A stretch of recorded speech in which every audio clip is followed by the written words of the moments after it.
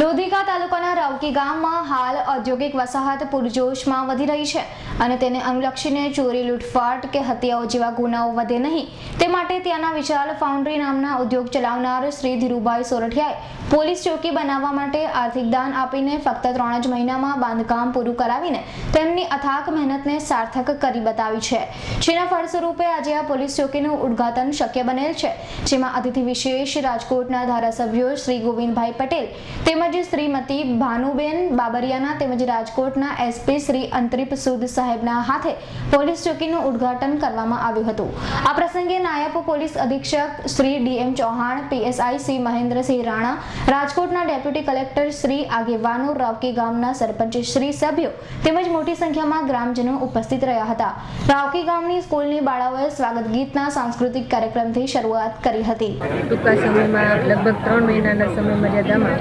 આ પોલીસ સ્ટેશનનું અહીંયા ઇન્ડસ્ટ્રીયલ એરિયાના હિસાબે અહીંયા ખૂબ જરૂરિયાત હતી અને જ્યારે લોકોની માંગણી હતી પોલીસ ચોકીનું લોકાર્પણ કરેલ છે, જે પોલીસ ચોકી રાવકી ગ્રામ પંચાયતે જમીન ફાળવેલ છે, તેમજ વિશાલ ફાઉન્ડેશન ધીરુભાઈ સોરઠિયાએ તે પોતા લોકભાગીદારથી આ ચોકી બનાવી આપેલ છે। જે ચોકી એ છેલ્લા 2 મહિનાઓની અંદર અમે ખાતમુહૂર્ત કર્યું હતું 6/2/2017ના રોજ અને 2/4/2017ના રોજ આ